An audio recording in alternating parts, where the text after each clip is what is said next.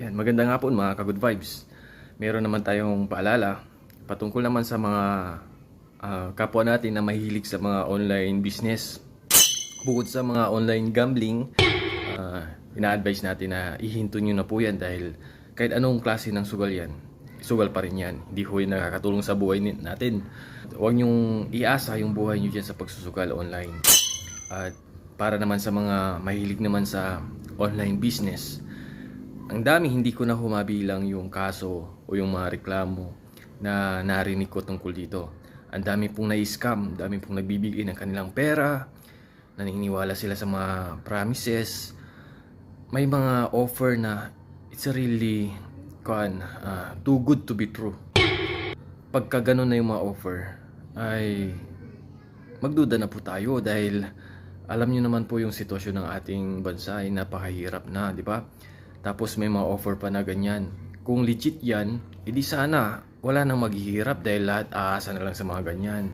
Sugal pa rin yan na kailangan pinag-iisipang mabuti at hindi na dapat talaga pinag-uukulan ng pansin ito. Dapat ini-ignore na lang. Hindi yung pagka-idinaan kayo sa napakagandang mga ads, napakagandang mga pagsi-sell stock ay maniniwala na kayo. Sa totoo lang, wala akong maalala na sold. Kasi napakahirap naman talaga imbestigahan ito. Napakahirap dahil halos lahat ng ginamit dito ay dummy accounts. Kung hindi rin dummy accounts, mga fake identities. Wala ka talaga masasampaan ng reklamo dito. Kaya pagka kayo, umasa kayo sa mga online business na yan, sabi ko, masisira lang kayo dyan. Masisira yung focus nyo, mawawalan pa kayo ng pera. Ang pinaka the best talaga ay mag-put up ka na lang ng maliit na negosyo mo. Yung ikaw yung manager. Yung hindi mo ibinibigay yung pera sa ibang tao para palaguin nila at kikita ka na lang. Alam ko na may mga legit din talaga na kumita na. Marami ng tao na yumaman dahil sa online business. Pero mas marami pa rin ang mga naluloko. Mas marami pa rin ang mga nalulugi kaysa sa mga umasinso. Kayo, kung gusto nyong bilisan yung inyong pag-angat sa buhay, wala naman pong may pigil sa inyo na kayo ay magtiwala sa mga ganyan. Pero kapag dumating ang time na kayo ay naloko, napakahirap na pong ibalik niyan at napakahirap po makuha ang hustisya para sa mga ganyang kaso. Pangalawang paalala ko, patungkol pa rin sa mga fake accounts. Kapag ang isang tao, iba ang pangalan sa Facebook, hindi ko nilalahat ito kasi marami sa atin na mayroon talagang screen name. Pero usually, pag public figure ka o isa kang public servant, kailangan talaga yung pangalan mo ay nakalantad.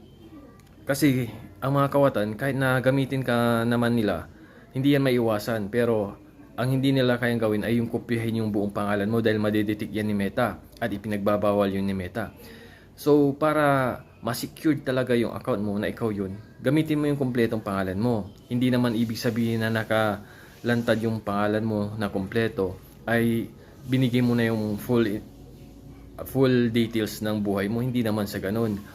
Basta yung kumpletong pangalan mo lang at kung kailangan mong gumamit ng badge ng Meta, which is magbabayad ka naman doon ng monthly, pwede rin kung kaya mo naman. Pero kung hindi mo kaya, at least ilantad mo yung pangalan mo, tunay na account mo, at hayaan mo na lang yung mga kawatan na mangopya sila ng mangopya sa'yo. At least hindi nila makukopya yung tunay mong pangalan.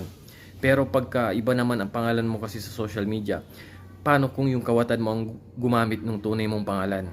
So mas mahirap pong i-identify kung sino talaga ang peki doon. Kasi ikaw na tunay, gumagamit ka ng peking pangalan. Pero yung mga kawatan, ginagamit nila yung tunay mong pangalan. So mas mabuti na lang na unahan mo sila, gamitin mo na yung tunay mong pangalan. Ito payo ko lang sa mga mahilig gumamit ng mga code name, ganyan.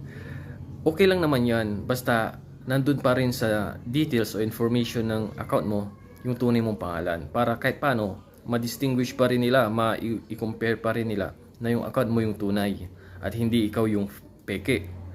So mag-ingat po kayo dyan sa pagre-reply din sa mga chats. Kahit sa Messenger, kayang pikihin yan. Kayang kopyahin yung buong pangalan mo. Pero sa Messenger lang yun.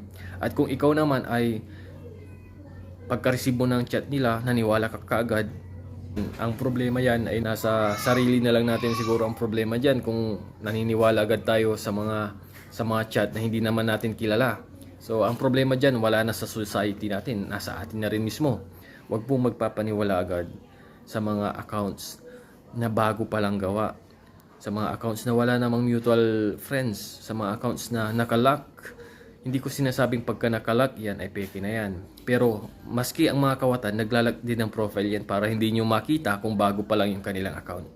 Sana magets nyo yung punto natin dito. Para sa security naman nating lahat ito eh.